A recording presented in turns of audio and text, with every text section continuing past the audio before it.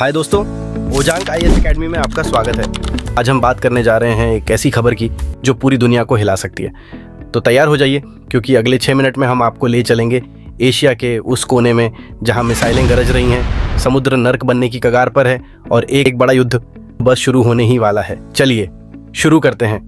दोस्तों, आज सुबह की ताज़ा खबर ने सबको चौंका दिया। यमन के हूती रिबेल्स, जो ईरान के समर्थन से चलते हैं, ने इजराइल के बेन गुरियन एयरपोर्ट और रेड सी में तैनात यूएसए के एयरक्राफ्ट कैरियर पर मिसाइलें दाग दी। जी हाँ, आपने सही डेटा सुना। ये मिसाइलें हवा में गरज रही थीं और इजराइल ने अपनी हाईटेक डिफेंस सिस्टम से इन्हें रोकने की पूरी कोशिश की। लेकिन सवाल ये है, क्या ये बस शुरुआत है? क्या हम एक बड़े युद्ध की ओर बढ़ रहे हैं जो सालों से यमन में गृह युद्ध लड़ रहे हैं? आइए इसकी परतें खोलते हैं और समझते हैं कि आखिर माजरा क्या है। सबसे पहले ये समझिए कि यमन के हूती रिबेल्स कौन हैं। ये वो लोग हैं जो सालों से यमन में गृह युद्ध लड़ रहे हैं और इजराइल को अपना दुश्मन मानते हैं। इनके पास ईरान की बैकिंग है और अब ये मिसाइलें दाग रहे हैं, कभी इजराइल पर तो कभी लाल सागर में अमेरिकी जहाज़ों पर। आज सुबह जो हुआ वो कोई छोटी घटना नहीं थी। हूती रिबेल्स ने कहा यह गाजा में इजराइल की कार्रवाइयों का जवाब है। दूसरी तरफ इजराइल चुप नहीं बैठा, उसने इन मिसाइलों को हवा में ही मार गिराया और अब खबरें हैं कि इजराइल यमन पर जवाबी हमले की तैयारी कर रहा है। लेकिन रुकिए, ये कहानी सिर्फ यमन और इजराइल तक सीमित नहीं है। इसमें एक बड़ा खिलाड़ी और है, ईरान। ईरान इन हूतियों को हथियार और ट्रेनिंग दे रहा है और कुछ एक्सपर्ट्स का मानना है कि अगर इजराइल ने गाजा में अपनी कार्रवाई तेज की तो ईरान भी सीधे मैदान में कूद सकता है। सोचिए, अगर ईरान अपनी मिसाइलें इजराइल पर बरसाने लगा तो क्या होगा? ये पूरा इलाका जंग का मैदान बन सकता है। अब बात करते हैं अमेरिका की। रेड सी और अरब सागर में यूएसए के एयरक्राफ्ट कैरियर तैनात हैं और हूती रिबेल्स ने इन पर भी हमला करने की कोशिश की।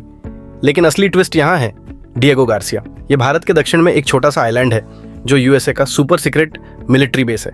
खबर है कि यूएस ने यहाँ अपने B-2 स्टेल्थ बॉम्बर्स और लंबी दूरी की मिसाइलें तैनात करनी शुरू कर दी हैं। ये B-2 बॉम्बर्स क्या हैं?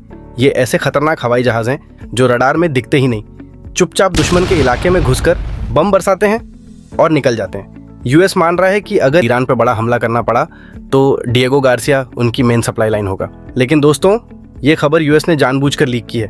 क्यों? ताकि ईरान और हूतियों को चेतावनी मिले, हम तैयार हैं तुम्हें जवाब देने के लिए। अब ईरान भी पीछे नहीं हट रहा। हाल ही में ईरान ने एक वीडियो रिलीज किया जिसमें उनकी मिसाइल सिटी दिखाई गई। ये एक अंडरग्राउंड बेस है जहां हजारों मिसाइलें जमा हैं। ईरान का कहना है अगर तुमने हम पे हमला किया तो हम समुद्र को नर्क में बदल देंगे। लेकिन यहाँ एक ट्विस्ट है। इस वीडियो में ईरान ने अपनी ताकत तो दिखाई, पर एक कमजोरी भी उजागर कर दी। क्या कमजोरी?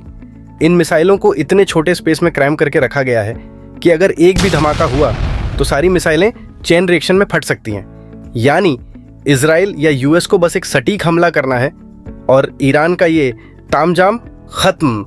ईरान ये रिस्क क्यों ले रहा है? शायद ये दुनिया को दिखाना चाहता है कि वो डरता नहीं, पर यह दांव उल्टा भी पड़ सकता है। तो दोस्तों, ये है आज की बिग स्टोरी।